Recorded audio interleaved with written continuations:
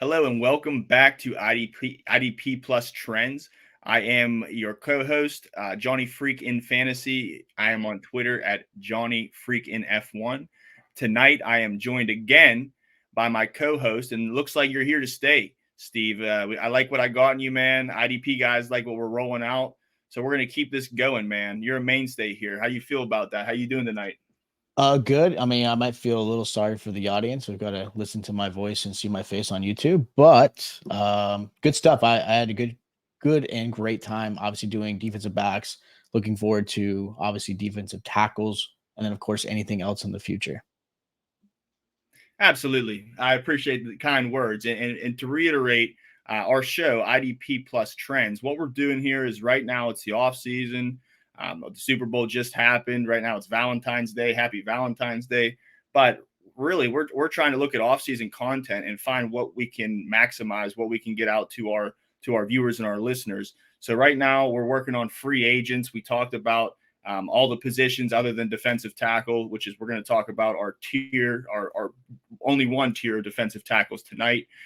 But yeah, we're going to keep this thing going into the season, through the offseason, and into the 2024 football season.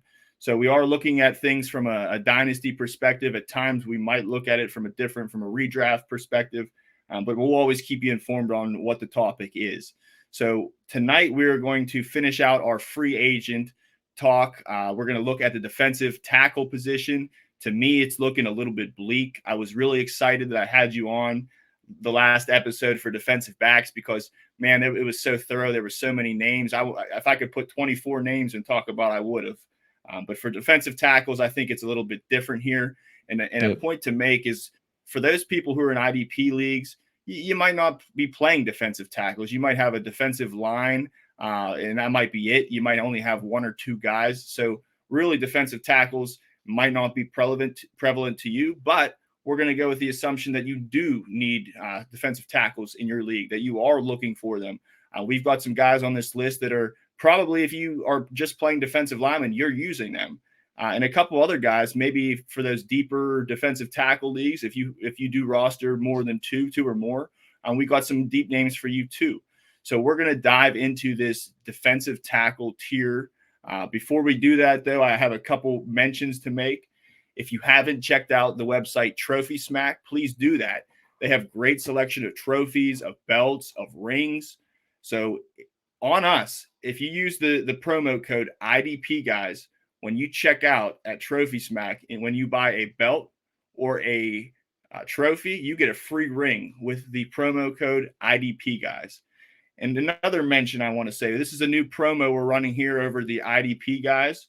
If you are liking our content, if you're not already a member of IDP guys, you can get a membership for the first month, only $1 when you use the promo code mock draft. Once again, go to idpguys.org to get your membership. When you check out for your monthly membership, when you use the promo code mock draft, that first month is only $1 charge. So take a look what you see this off season. It's a good, $1. You could spend it on a lot worse things. Spend your money wisely. You have a $1 access to all our content this year. The IDP guys in the month of January, they put over 100 pieces of content and videos and writings too. So check out our articles, check out our YouTubes. They're all on the website for just $1. So really wise way to spend your money this off season. We're not dead in the water. We're pumping out a lot as a company in the off season here. So idpguys.org, use the promo code mock draft. You ready to roll into these defensive tackles, Steve? Absolutely. And if you're not going to take advantage of that dollar option, that's crazy. Because looking at all the content that we've got going on, especially if you're doing any startups, some great rankings, dynasty rankings, and of course, again, helping you with those defensive, performances that these guys have been all season. So we're not just defense. We will talk offense, of course, but again, some great content. Use us for that dollar. And then, of course, I guarantee you'll probably sticking around for the year. Absolutely. Thanks, Steve. That was a nice addition. So for our first defensive tackle, Steve and I, we had some heated debates here talking about who's going to be number one. There's some big names out there. we kind of went with not only youth, as they're only a year apart. They're not young, they're not spring chickens, but at the same time, they are both in their prime. But I won't spoil the second one first. But we went with Christian Wilkins from Miami as the number one defensive tackle for IDP dynasty mindset, right? That's our number one guy. And the reason is when we talk about the comparison of 1 and 2, the model of consistency, just that Christian Wilkins is as a player. He's 28 years old, right in his prime. He's only missed 2 games in his career. He's played 81 out of 83 games. This year was a little bit of a dip, I'll say, in tackles for him. Actually, 2022, Christian Wilkins set the NFL record at the defensive tackle position with 98 tackles. This year regressed a little bit to 65. But guess what? We saw a big increase in sacks. He had 9 sacks this year. I believe he had 4 last year. Over his 5-year career, he's had 20 and a half sacks, which doesn't jump out at you. But at the same time, when you have a guy who's great tackler and does, show up in the sacks, to see him switch the gear this year and really take a step up in that sacks, that quarterback hits, it was really nice, well-rounded year for Christian Wilkins. I really like this guy a lot.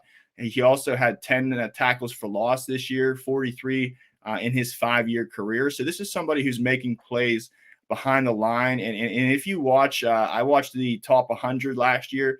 Christian Wilkins, what he takes a lot of pride in is he says he can make plays behind the line. He can make plays at the line. And there's plenty of videos of him making plays behind in the backfield now, right? When guys make catches, he's able to not only get pressure, but then drop back into helping coverage and make those tackles.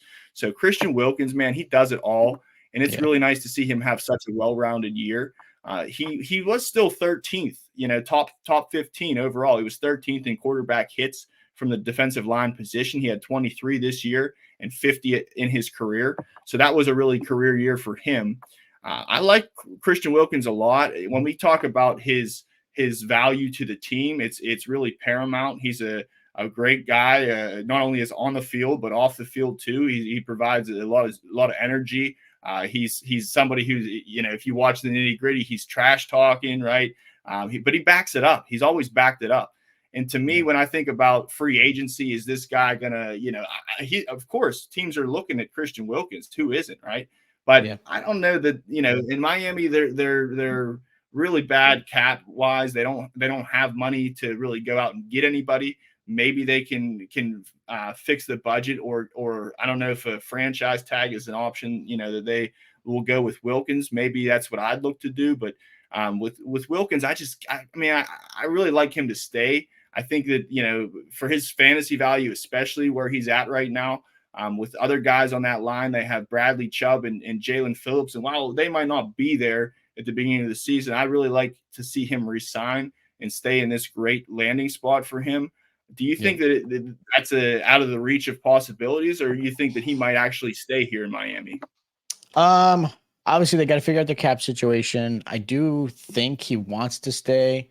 And like you mentioned, he's a fantastic defensive tackle, especially when it comes to the fantasy world. Like you mentioned, not everybody's going to play a defensive tackle in IDP. Most people tend to put the defensive end over that. But he's one of the few defensive tackles that you can feel a little bit comfortable putting in your lineup if you need to. And like you mentioned, like when he's on the field, he's one of the funniest guys. If you ever watch any of his mic'd up moments, my wife is a huge fan of his, even though she doesn't like the Dolphins. She just likes Christian Wilkins. So I actually think value-wise, as much as I do like him in Miami, I think he will be a great asset and actually continue his success in Houston. I think he stays in the AFC if he does leave. I think Houston, who's got all this money, who just came off of a season that no one expected for them to have, and they only want to get better at the defensive side. I could see Christian Wilkins leaving and going to Houston as an option. That's one team I really think he has some strong value. And again, they can afford to pay him because he has been fantastic. And he came off a really good, strong season of 9 sacks, right? 10 tackles for a loss. Like, he's got the value to bring to a team. And, having Denico Ryans as your head coach isn't a bad thing, right? I think he can only get more out of him. So if it's not for Miami, I wouldn't be surprised if he goes to Houston. That's a good landing spot, man. I really like that call. And boy, I mean, Houston's defenses looked, especially at the end of the season, looked like they were firing on all cylinders. Yeah. And boy, they would really have to definitely pay for him. Definitely whoever Mm-hmm. gets him, if somebody does get him, if he leaves, definitely going to have to pay for him. He had a career high in basically every pass rush category, pass rush win rate, pressures rate. His sacks was a career year, quarterback hits and pressures. That was all a career year for him. So what a great time for Christian Wilkins. It's you know, it's a little bit bad how it ended for him in Miami. They didn't really make the run that a lot of people thought they were going to, and maybe that sours him, right? Maybe he is rubbed the wrong way about that. I think he really has a good connection with this team, and you know, hopefully that they keep a lot of pieces together, and he has a chance to run it back with them. But man, if he leaves, you know, he's gonna get his money. That's for sure. He's gonna get the bag. And if he goes to Houston, that's a great landing spot. It's really not a step down. They, of course, you know, had their own great season, maybe even better, you'd say, right? So there's a lot of promise to Houston. I think that's a great landing spot for Christian Wilkins if he doesn't stay in Miami. That's a good call. Very good. So our second guy, who we said we're neck and neck, right? We went Christian Wilkins because he was so consistent. He's only 28 years old. He's a year younger. The tackles are there. He's a really safe play. This second guy to us is just a little bit more volatile, but man, is he a walking bomb too. And that's Chris Jones, right? A lot of people probably were thinking Chris Jones is unanimously number one. And it might be in real life, you can make that case. And in fantasy, you can make that case here as well. But at the same time, there was some red flags, you know, when we talk about Chris Jones's game. If you're like me and you play in tackle heavy leagues, Christian Wilkins blows Chris Jones out of the water. Chris Jones only had 30 tackles this year, 20 solos, 10 assists. Over his 8-year career, he's only had 273 tackles. That's not even 40 tackles a year. When we look at Christian Wilkins, Wilkins had 5 years played, and he's had 355 tackles. That's almost 80 tackles a year, right? So there's a significant production difference there for Wilkins in his favor. But at the same time, Chris Jones, not to discredit him, out of 131 games, he's only missed 8 of them. So he's an Iron Man as well. Although the solos, the assists were down this year after a big year last year. What wasn't really was the quarterback hits. This guy was 9th overall in the NFL in defensive linemen with 29 quarterback hits. He had a great year as far as tackles for loss. He had 13. That doesn't, you know, it doesn't hurt. That only helps. 75 career sacks. This guy's, you know, he's definitely better than Christian Wilkins in the sack department. If you're sack hunting, he had 10.5 this year, which is fruitful. I'm not arguing that, and that's the argument to be made why he should be number one. But at the same time, there's a little bit of volatility to his game. If he's not making those big plays, I'm not going to discredit his big play ability. He's had 12 forced fumbles in those 8 years, which is great. Wilkins, no disrespect, I think he's had 4 in his 5 years too. So these are both players who can, you know, make plays happen in multifaceted levels. Chris Jones at 29 years old, going to be 30 at some point next year. Maybe it sounds like as of today, he's going to stay, right? That's he's saying, I'm not only going to be here next year. At the parade, he announced it, but he said, I'm going to be here the year after too. And that's great because for Kansas City, you know, he's such an important player for them. He's one of the best players in the league overall. And we're going to go into the impression that he does resign here. Do you think that Chris Jones, you know, if he outproduced Christian Wilkins next year, is that a surprise, or, you know, is this really not a shoe in at Christian Wilkins at number one? Is it up for debate still? To me, I think it actually would be a surprise. And I think that's why you and I both agreed that I think Christian Wilkins was the better play at number one when it came to the free agency. Chris Jones's value has always been pass rush, right? He's been one of the best pass rushing defensive tackles. He's got an 18% win rate. His PFF grade is over 90. He does struggle against the run, which kind of reflects in the tackle portion of it, right? Because of his ability to pass rush, you saw how important he was for Kansas City. He essentially was the reason why they won that game against the 49ers. He was so disruptive getting after Brock Purdy and making it really tough for them. So again, unless he has a 15 type of sack season like he did in 2022, I don't think he's going to be better than Christian Wilkins when it comes to fantasy aspect. He is way more valuable when it comes to the Kansas City Chiefs than it is your fantasy team. So you've got to understand that. I mean, last season alone, Chris Jones had 4 games with a half point or lower, depending on how your scoring is. Like, that's not something you feel comfortable putting in your lineup. Like, he either has an amazing game where he's getting you close to double digits, or he's having a game where he's got 0 points. So when it comes to fantasy aspect, understand that this is a player that you still want to hold on to, especially if you're a team that's contending. But realistically, I'm going to take Christian Wilkins every single time, right? I want him on my team. I do expect Chris Jones to re-sign with the Kansas City Chiefs. A lot of those players obviously want to re-sign and try to do a three-peat, which is unheard of in the NFL. So I do expect him to stay there. I do think he can still get you in those double-digit sack performance, which would still add value in the fantasy world. But I'm taking Christian Wilkins for sure. For sure. And man, these two are, man, when we talk about top heavy, this is just, they're both really 1A. I mean, when we look at the weekly top finishes, which we have on the IDP guys website, you have access to that when you're subscribed. When we're looking at Chris Jones, I mean, weekly top 20 finishes, he had 9. So that's solid. Weekly top 10s, he had 6, which is even better, right? That top 10, he's hit 6 different weeks.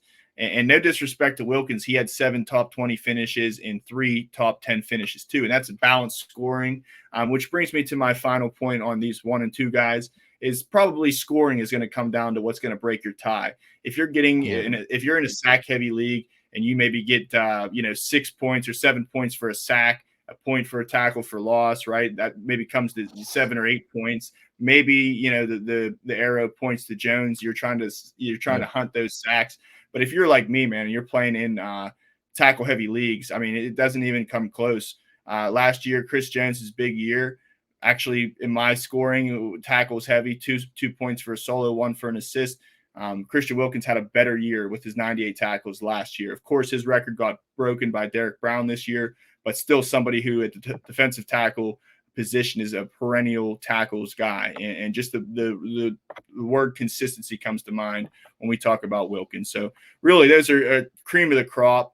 It really doesn't dip too much. We might call this next guy a 1B, and that's a lot of people's maybe a fan favorite. And we could talk about, if Christian Wilkins and Chris Jones get maybe franchise tagged or, whatever, if they get a 1-year deal, franchise tag, whatever's in the books, probably a franchise tag. But I mean, this next guy could bring in more money if he goes elsewhere. And that's Justin Madubuike from Baltimore. What a great year he had. He finally put all the pieces together at 26 years old.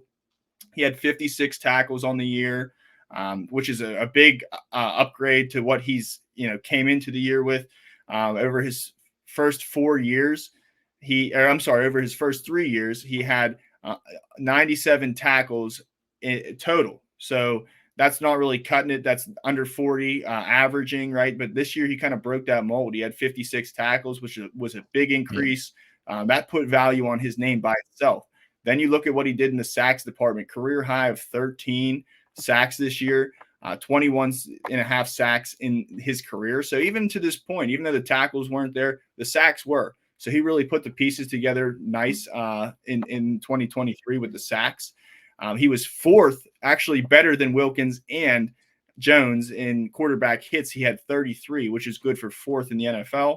He also has 49 quarterback hits in his 4-year career, which really is 6. If you look at the difference there, is 16 coming into this year. So, if you're, you can make a case and say from a dynasty perspective that Madubuike, if you're really believing in what he's doing, that he could maybe have the same value, if not more, than these older two, right? That to me, though, it's a stretch because of the productivity over the first 2 years, of the first 3 years. It just wasn't like this year. I'm not exactly sure what the kicker was for him to have this great year, but he did have 12 weekly top 20 finishes and 8 top 10 finishes.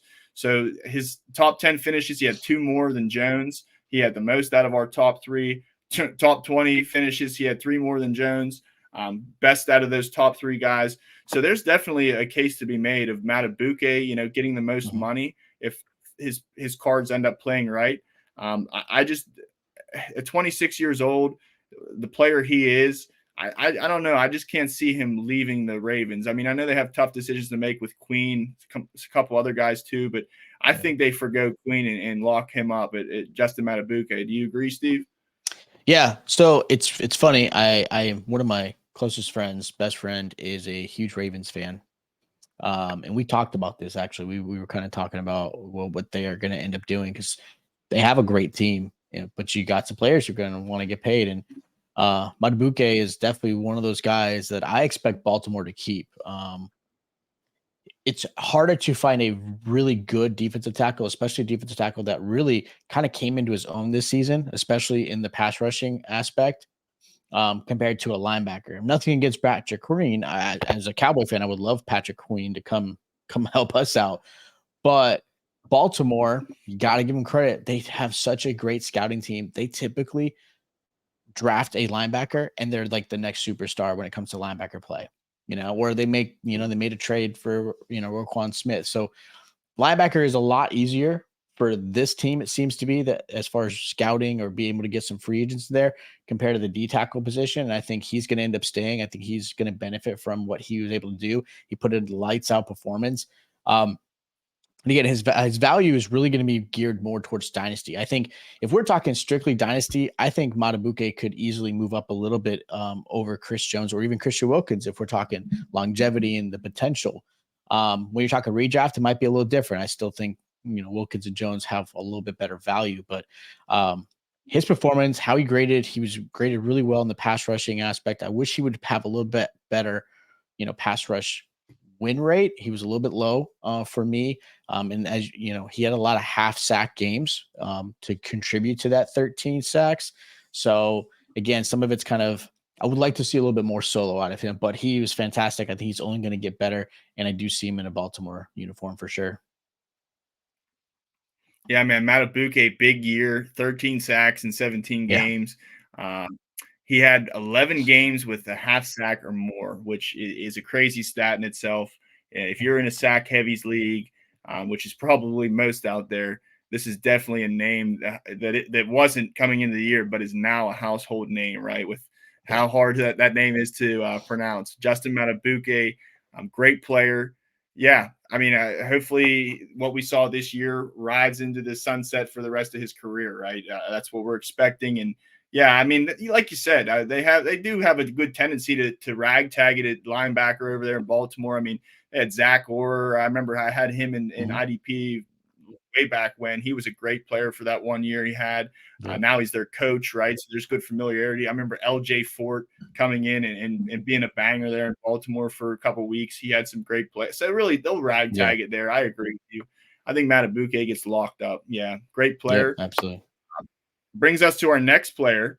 This guy, to me, is a kind of a cheat code at this position. I play on a lot of Yahoo leagues. If you're in a Yahoo league, or I don't think Sleeper has him as a defensive tackle. I think his role kind of changed. He went to more outside linebacker. Right now, Yahoo has him as a defensive tackle as well as a linebacker. So if he's a linebacker strictly in your league, he's off this list because he's not eligible. But at defensive tackle, when we talk about a guy who is playing the outside linebacker position, getting sacks, getting tackles, he's just a cheat code. He's a dynamo in IDP, and that's Michael Hoecht from the Rams. Now, Michael Hoecht, he hasn't really lit up the world to this point. I think he went kind of back to that outside backer role. He experimented last year. That experimented with him at defensive line. That's why he got that eligibility, the defensive tackle eligibility. But when we talk about really unique players at the position, to me, like the year he had is kind of like a Christian Wilkins type player, like a poor man's Christian Wilkins. And the reason I say that is because the tackles, right? He had 81 tackles this season, which is the most out of any of these defensive tackles we're going to talk about. He has not missed a game in his career, in his 3-year career, 51 out of 51 played. So he's an Iron Man there. Over his 3 years, he's only had 124 tackles, but that was because he was kind of just limited to that line at first. He wasn't really. And guess what? He can go back to just being a strictly defensive tackle or defensive lineman at any point, and the tackles might evaporate. So there's a little bit of volatility to his game. But when he got a chance to kind of get off that line, we saw what kind of player he can be in the tackles department. And not to discredit his sack ability, he's had over his first 2 years, he had 4.5 sacks, which isn't bad. But this year he had 6, which was a nice thing to see. To me, 6 tackles, 6 sacks, 81 tackles. That's got some Christian Wilkins vibes to it. Now, he's not somebody that's going to light it up, making plays behind the line. If it's not a sack, he had 6 sacks on the year and 7 tackles for loss. So if it's not a sack, he's probably not getting tackles for loss. He's only had 4 in his first 2 years. So that's not a number to write home about for him. He did have 11 quarterback hits, which was nice to see.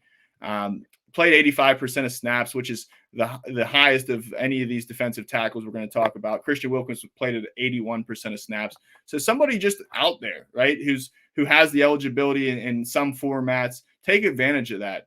Like I said, if he doesn't have that defensive tackle, if he's just an outside linebacker, his name, drops a lot and probably not considered at the linebacker position unless you're in a super deep league. But Michael Hoecht, to me, I think this is an outlier guy, somebody who's not a household name. What do you think about him, Steve? Do you like Michael Hoecht?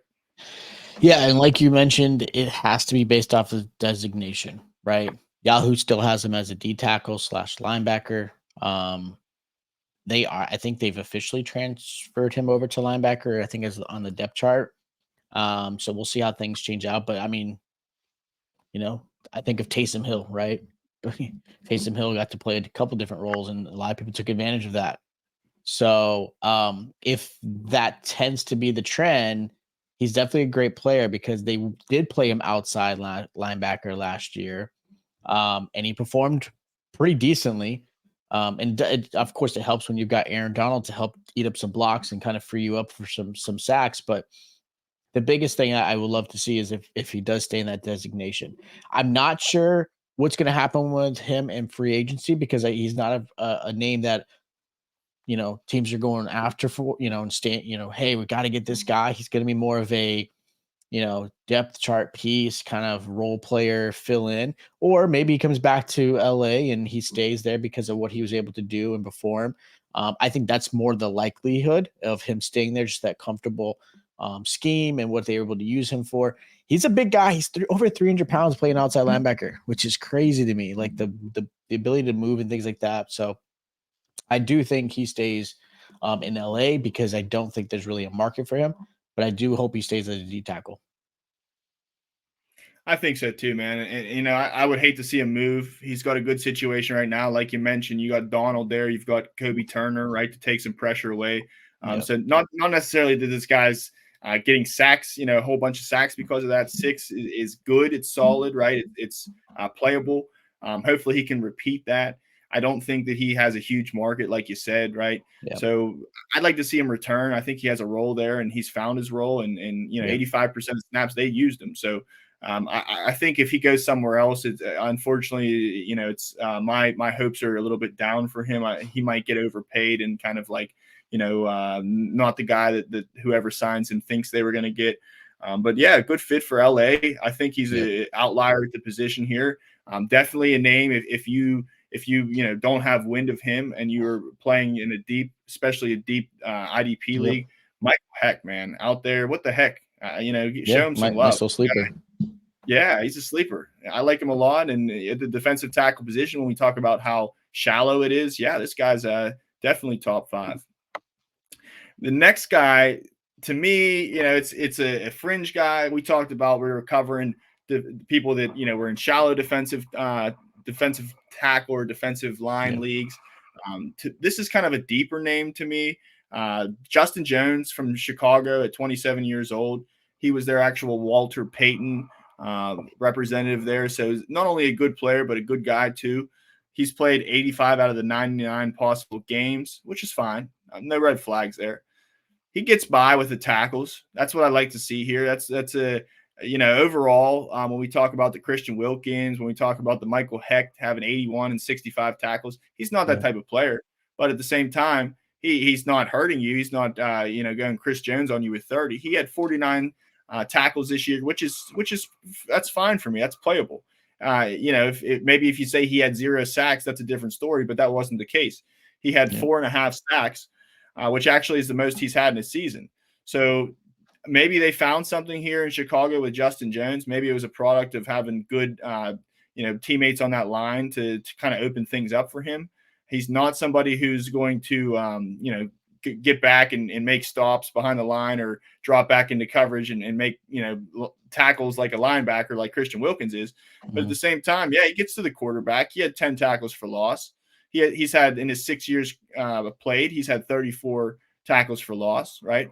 It's about 6 a year. That's doable. That's when we talk about deeper guys. If you're in a 2 or 3 man defensive tackle league and you have 12 to 14 people, we can mention his name.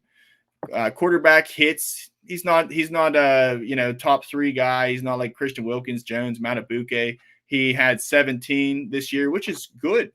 That's actually more than Michael Hoecht, and I talk so highly on him. Justin Jones, really, he's not breaking the mold. Like, you're not looking at him and saying, oh, this guy has so many tackles. He has so many sacks. He has so many tackles for loss. You're not. But just as a collective guy who does it a little bit of everything, Justin Jones, I think, is flying under the radar a little bit. I'm not sure if the Bears can re-sign this guy. Maybe the fact that he's not such a household name, they can get a deal with him done. Let's see on their cap space. Looks like the Bears are up there. They have $46 million of cap space, so they can make this happen. And I don't think he's a player that's going to have to break the bank for them. I like him, especially if he resigns here in Chicago. And I like him when we talk about dynasty, only 27 and a half years old. If he can repeat this year or build on it, this is, to me, a guy who's going to rise up rankings. What do you think, Steve? Yeah, he's definitely going to be, I hate to say it, a cheaper option for Chicago to keep. I think he ends up staying in Chicago. There's no reason for him to leave. He's definitely a consistent, 3.5, 4.5 type of sack performance every single season. Again, depending on how your scoring is going to be based off of, he might have some games where he's getting you a double-digit performance, and there's games where he might get you 2 or 3 points, right? Like he's been consistent, getting some tackles for loss, a couple pass deflections. Again, has some value in that. He is more of a run stuffer than he is more obviously a pass rushing defensive tackle, so that will affect, again, your performance when it comes to dynasty. What we're talking about for this player is if you're in a very deep league, maybe you've got a league that, maybe instead of the traditional 10 to 12 type of player league, maybe you've got a league, you've got 36. I've seen some crazy numbers out there. He's a name that you can easily put into your roster if you need to fill that defensive line spot. Again, not a name everyone's going to know. He's able to, he's probably on your waivers as we speak. But again, for those deeper leagues, again, consistent 50, 55 tackles a season, which isn't bad at all at the defensive, tackle position. A couple tackles for loss and a pass block here or there. He's going to get you some points. So, I looked at in one of my IDP leagues, I looked at that. He had 2 games of the season, with double-digit performance. Like, that's fantastic. He's definitely more consistent in the 3 to 5 point range, but he's definitely going to be there to get you some points. I'm not looking for him to wow me, but if he gets a 10, 11 point game, that's fantastic. He helps you win that week. Absolutely. So a name to keep in mind, especially if you're in deeper leagues, Justin Jones. Maybe if you're in a redraft league, this is somebody who's not, it's not a plug-in for 1 year. You're hoping that he has a couple solid years left in him at 27 and a half years old. So especially if you're in a startup league, taking advantage of him, when other guys are going at a premium value, you're not going to get Wilkins late. You're not going to get Chris Jones late. This is somebody you can get late. So maybe pounce on that opportunity. The next guy we're going to talk about is also the same kind of category. He's a great real life player, maybe not going to break the bank in free agency. If Steve thinks that Wilkins is going to go to Houston, then this guy's out is what we're going to say. And that's Sheldon Rankins. Sheldon Rankins is, he's had a great career. He's, like I said, better maybe to a team than he is to us in fantasy. But at 29 years old this year, maybe it was a product of like finding a good coach and a good fit and a good team, a good defense. This year at 29 years old, 2023, he kind of had some career year vibes, and his career year was 2018, back all the way when he played for New Orleans at 24 years old. He's no spring chicken, almost 30 now, but that career year I'm talking about in 2018, he had 8 sacks and 40 combined tackles. When we look at it in 2023, he had 6 sacks, 37 combined tackles. So a very similar year. Tackles for loss in that career year was 12. This year was 9. Quarterback hits in that career year was 15. This year was 10. And really over the last 5 years, this year at 29 years old was his best, right? He had that career year as a 24-year-old. The next 4 weren't so good for him as far as fantasy and the stat sheet, showing up in the stat sheet, right? So Sheldon Rankins, somebody who, can still go somewhere and be a stopgap for you at the defensive tackle position. Maybe if you're in a startup, you're not really too comfortable, you're not too familiar with the defensive tackles, maybe take him, save face and work on from there, work on the youth, let him just be a 1 or 2 year plug and chug. I do think there are teams out there that could use a player like Sheldon Rankins. A team that comes to mind for me is over at Denver. I think he could be a good fit for the Broncos there. A couple other good teams too, but yeah, I don't see Sheldon Rankins staying. I think that they have too much cap space, and maybe you're looking to be a little bit more youthful and spend that money wisely. So like Steve said earlier, Christian Wilkins would be a good replacement for Sheldon Rankins. I just don't see him coming back. Do you, Steve? No, I think he does get moved on. Like I mentioned, I really do. I think Christian Wilkins would be a great fit in Houston. He is way more consistent after getting after the quarterback. His PFF grade for run stopping for Christian Wilkins is at least 20 points higher than Sheldon Rankins. Rankins struggled against the run. He was more of a pass rush defensive tackle this past season with his 6 sacks. So, like anything else, if you can stop the run as a defensive tackle, that is your first job. That's what you're supposed to do first. Sheldon Rankins, unfortunately, will be, I think, out of a job when it comes to Houston. But I do think he has value. I like the Denver move. I thought Denver would be a good spot. I actually think Rankins, just because I think price tag wise, he's not going to be too much. I think Buffalo, they've got to make some changes in their defense. I think Buffalo would be a nice little pickup for him to go there, just to add some value next to Oliver. So again, a couple of different spots. I don't see him staying. He's almost 30 years old. He's our oldest defensive tackle that we have on this list. And he's not going to wow you.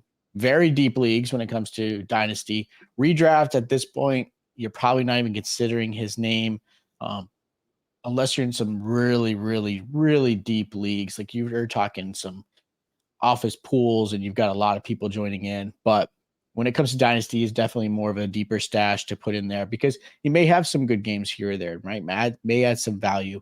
But when it comes to actually seeing him next year in another uniform, yeah, I do expect him to be somewhere else. Absolutely. And there is still value to this guy. I mean, I'm not saying, he's dead in the water.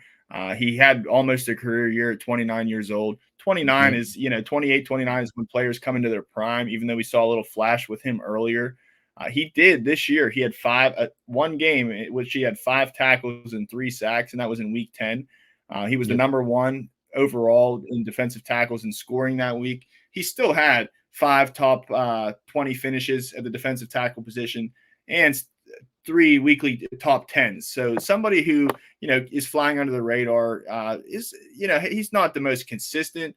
I'm willing to bet those games he wasn't in the top 10 or top 20, it wasn't so good, right? So another, when we mentioned Justin Jones, somebody who has a little volatility. But if you are looking for, in a deeper league, somebody to get you by, Sheldon Rankins is definitely a guy to consider. Yeah, there's still value there. He still gets it done some weeks, right? So if you can afford to, have a great week and then maybe not show up for a couple weeks, this is a play. I don't know who really wants that, but yeah, he can still have a great game at any given time. So Sheldon Rankins, great player, better in real life than he is in fantasy at this point. But that was our 6th guy. So we're talking about in a shallow defensive tackle pool. He's still good for 6th, so which is not bad. So somebody, if you're in a startup, pay attention to. I'm sure people know him by now. He's been in the league 8 years, no spring chicken, but still value to be had from Sheldon Rankins. Now, there were some guys that I want to say that were not chosen for this list, but we had discussed. And, you might be saying, why did a guy like Grover-Stewart not make this list? Well, first off, he's 30 years old, so he would have been the oldest guy on the list. And while age isn't, when we're talking 28 to 29 to 30, it's not a huge difference. And Grover-Stewart, granted, he did have a great 2022. He had 70 total tackles, 4 sacks, and 9 tackles for loss. He only played 11 games. I think it was due to suspension. This year in 2023, he only played 11 games, but he did have 41 tackles, half a sack, and 5 tackles for loss. So if you average those numbers to 17 games, he would have got, or challenged his 70 tackles. He probably wasn't going to make it to 4 sacks with only half a sack in 11 games, but 5 tackles for loss to make it to 9. Yeah, he probably would have beat that. So Grover-Stewart, yes, definitely somebody who could be on this list. Now, I'm not sure if he's going to resign. I don't think he will. I think he might go somewhere else. And like I said before, when you go to find greener grass, it isn't always greener. So Grover-Stewart, if he goes somewhere and is kind of a role player, that scares me a little bit at 30 years old. Granted, the next guy on the list is 33 years old and still doing it. Denico Autry, man, this is a plug and chug. If you are in a startup league, you're not comfortable, you don't know defensive tackles, you can get by with a Denico Autry at 33 years old. He had 50 tackles, 11 and a half sacks this year, which is a great year for him, great year for any defensive tackle, right? So, he plays all over the place. I think on Yahoo, he's listed as defensive line, defensive end, and defensive tackle. So make the most of that while the getting is good. And a big guy here, I'm going to ask you about this guy because a lot of people probably, based on potential, if you're somebody who loves the youth, Javon Kinlaw, man, he's somebody I think that, maybe goes and finds another home out of San Francisco. Do you think there's better days? I mean, we're talking about a guy who only had 25 tackles and 4 sacks in 2023. This is a former first-round player. Does the grass get greener for Kinlaw? It should, right? The expectation is sometimes it's tough when you're dealing with draft capital, right? You draft this guy early, which is something that, let's be honest, San Francisco has done quite often. They've drafted a defensive tackle or something like that, or defensive end in the first round, which is a good championship team does that. They shore up that front line, whether it be on the offensive side or the defensive side. But he has not. This was his first 17 game season. Year before that was 6 games. Year before that was 4 games. So there's definitely some concerns with his availability. And it is tough in this. If you think about the 49ers in general, it's tough. The fact that he was able to make plays and be part of this defense was great. I do think he leaves. They have way better talent across that defensive line than what Kinlaw offers. So I do think if he gets in the right position, I think he can be of value. When you're talking Kinlaw, if you look at his value, he struggles against the run. He is more, I would say, defensive end like ability than I would say a defensive tackle. Like, he's strong when it comes against the pass rush. He can get after the quarterback if needed. But it was tough for him to kind of stand out for the San Fran team. They've got too many great talent on that defensive line. So the biggest thing is get him in the right position, get him knowing that you're going to put him on a team that he doesn't need to be run, stop, at all. That's not his goal. He's going to be more of a, hey, I'm here to rush the quarterback, maybe even move him to defensive end and take him out of the D tackle role. I could see that happening where he has some value. But yeah, he's absolutely leaving. I don't see him staying. Yeah, and probably somebody that, if you have them, you rub the wrong way. You're probably hanging on by a thread and saying this guy, has so much potential, right? Which is fair. I mean, this guy was a first-round pick, had big shoes to fill, just kind of hasn't done it yet. We've seen flashes at some time, so maybe a change of scenery does well for him. So definitely a name at just 26 years old in Dynasty to keep in mind. And really, if you do like his landing spot, if he starts to make waves in the preseason, maybe you pick him up at some point before the going gets too good.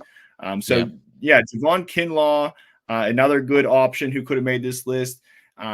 Fletcher Cox, even at 33 years old, this year he had 33 tackles and 5 sacks. A little bit of a down year compared to last year. At 2022, he had 43 tackles and 7 sacks, but somebody who's just a well-rounded player who can still get it done. Adam Butler, also a name this is a really deep dart throw here from Las Vegas. He's almost 30 years old, not quite yet, but he did have a great year, especially towards the end. If you didn't, if you weren't out of the playoffs by week 12, you probably were able to just pay attention and take note. He did have 26 pressures on only 496 snaps. He had a sack in his last 3 regular season games. So maybe somebody who kind of figured it out. He doesn't have the track record to back it up. But at the same time, maybe somebody who rolls into to OTAs with steam. I mean, he's got Crosby, he's got Kuntz there, guys that take pressure off him. So maybe that we're seeing a late bloomer in Adam Butler. And one other guy I wanted to mention, also 30 and above, is Quentin Jefferson. If you're in a super deep league, also another guy to consider. Quentin Jefferson, he hasn't had a year where he's like led the league in anything, but he looked to be on to a career year at age 30, if not matching it at least, with 34 tackles and 6 sacks, 13 quarterback hits in 14 games. He had a groin injury. He's went on IR, I believe. I think he's still, probably nursing that injury. But if he comes back, or, if he gets signed somewhere else, to me, if you're in a super deep league, somebody who you probably know, but yeah, if 30 years old was going to have a career year, that's value to be had. So yeah, some of these guys could have made the list, but we decided to kind of go with consistency and track record more so than on a whim, on potential and on a prayer. So those were who we had. We had Christian Wilkins at 1, Chris Jones 2, Madubuike 3, Michael Hoecht at 4, Justin Jones at 5, and Sheldon Rankins at 6. So thank you very much for watching tonight, us break down these defensive tackles. I know we only had one tier, but we went almost an hour, so it was a very thorough look at these defensive tackles. I'll be interested to see where some of these guys land. We will come back to each position and touch on, these guys when we talk about next year and at each position. So, this is just an off-season look. Things can change tomorrow, obviously. March 11th with free agency, things will change. So keep posted with us at IDP Trends. We're going to have a lot of shows coming up. This is not a 1-week off-season thing. This is going to be hopefully running into next year in 2024, the whole season. So rock with us. Thank you very much. Steve, is there anything you'd like to say before we sign off? No, another great night. Appreciate having me, Johnny. I appreciate being part of this and giving some insight to our viewers and our listeners, just to help you guys out. Again, I love talking some deep player names that, anything to give you guys an edge in fantasy. That's what we're here for. So thank you for having me. And again, this is some great times. And we don't sleep here at IDP, guys. We have writers who are writing all the time, making YouTube content. Make sure you get our Twitters at Johnny freaking F1, at Average Joe's FF. Please give us a follow, subscribe to the channel, like it, ride the wave, because we're blowing up. Thanks, guys. Bless up. Thanks. Thank you for watching this IDP Guys video. If you like this content and you want more fantasy football content, click here. If you enjoyed this video and you want to see more videos to help you master your IDP league, click here to subscribe.